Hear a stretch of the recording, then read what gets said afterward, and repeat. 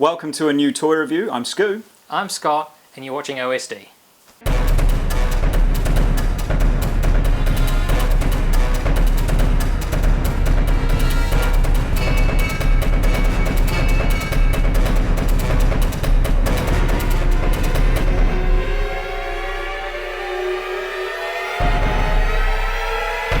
(1980) saw the release of The Empire Strikes Back, the second film in the original Star Wars trilogy. And the movie that a lot of people still say is the best Star Wars movie ever. Yeah, it was such an enjoyable movie and still is today, and admired by many fans. And it introduced a very special character who is almost more popular today than he ever was. Well, yeah, I mean, let's face it, this character has had popularity out of proportion with the amount that he actually had to do in the original trilogy. He spoke, 8 lines in the Probably had a few minutes screen time. A couple of minutes screen time. We're talking about Boba Fett. You can't beat me. I'm Boba Fett. I'm the greatest bounty hunter ever. Oh, yeah. We thought it would be an interesting idea to take a look at the evolution of the Boba Fett toy. So, as we all know, Boba Fett was first introduced in the Star Wars Holiday Special.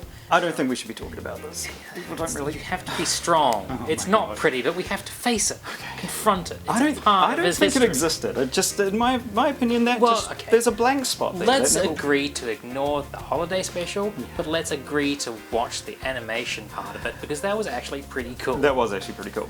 I see why they call you the best bounty hunter in the galaxy. But yeah, Boba Fett was introduced in a piece of animation. He was then incorporated into The Empire Strikes Back itself, and interestingly enough, he was done as a toy, as a bit of a preview character. So that toy actually came out before the movie did, and the idea was to get you interested in it. And the big thing was that he was supposed to have this rocket-firing backpack, and of course they didn't have it with the rocket-firing backpack because it was too dangerous for kids. They could swallow it or poke out an eye. I heard about this thing. This thing is infamous. The toy out there now is very rare, but it is available. It goes for tens of thousands of dollars if you find it. Extraordinarily. Because it is just so rare. They never actually made it, did they, into full production because of the danger involved? Not as a full commercial production piece, no. So there are only a few bits and pieces which got out there. So what we've actually brought along here to commemorate that is not an original one, but this is one of the reproductions that Hasbro did a couple of years ago, which is based on the same molds. They've actually recreated it, and he's got the same level of articulation as the original figure, same sort of colour scheme, similar weapon. They did actually modify it so you could actually have a firing missile on it, but I thought this would be a great representation of the classic days of the original trilogy toys, and this is what I had growing up as a kid. After a while, they stopped making new Star Wars movies. They made a few more years of the toys, but then it sort of faded away, and Star Wars went into a bit of a hibernation till the 90s. You're being put into carbon freeze. When the toys came back, Kenner was still doing them. They were now owned by Hasbro, who were very famous for doing G.I. Joe toys, and the toy techniques evolved over time. Before too long, you actually came out with this new version, which is the special edition 300th figure. Okay, so we've taken him out of the box here. Looking at him, I mean, yeah, you can see the difference already. He's got much more minute sort of details. He's got some scrapings on his helmet. His helmet is green, unlike the last one, which was grey. His gun looks very accurate to the gun he had. He even has his own little pistol down here. Oh, he's got a little pistol there. So you can swap out the rifle for the pistol if you want. Okay, cool. I mean, yeah, he looks really cool. He's got a few more colours and details on him. He has a cloth cape here, I see, which is a nice sort of contrast between the plastic, having some cloth on there. Is this? What is this? This is a missile-firing backpack. Now you can see in here, goodness. we've got the standard missile in there. Don't worry. Avert your eyes, children. Okay, so I'm going to get you to hold that missile. Live round in my hand. Here we have the actual missile-firing one.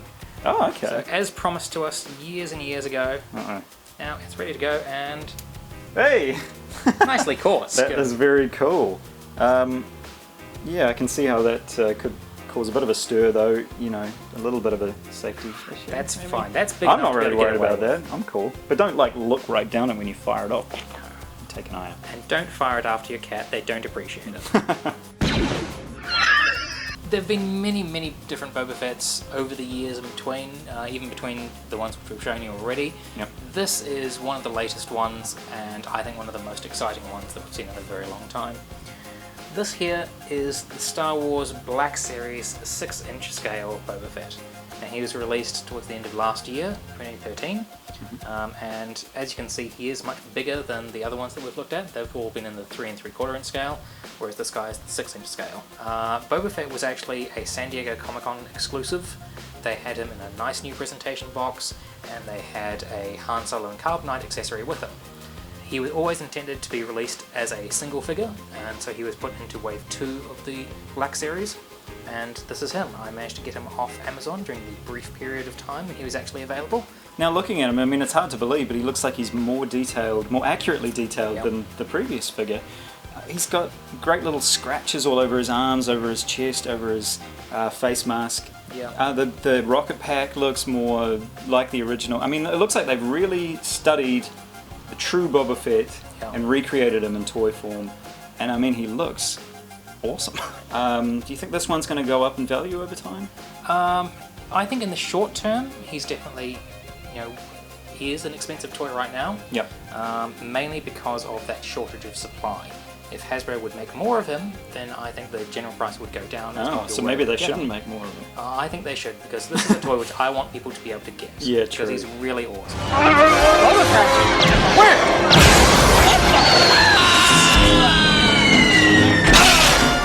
Well, we hope that you've enjoyed this little trip through history looking at Boba Fett figures from the classic age through to the modern day. And if you have any questions or comments, let us know. Like us, thumbs up, subscribe, and we'll see you next time on OSD. And remember, No disintegration.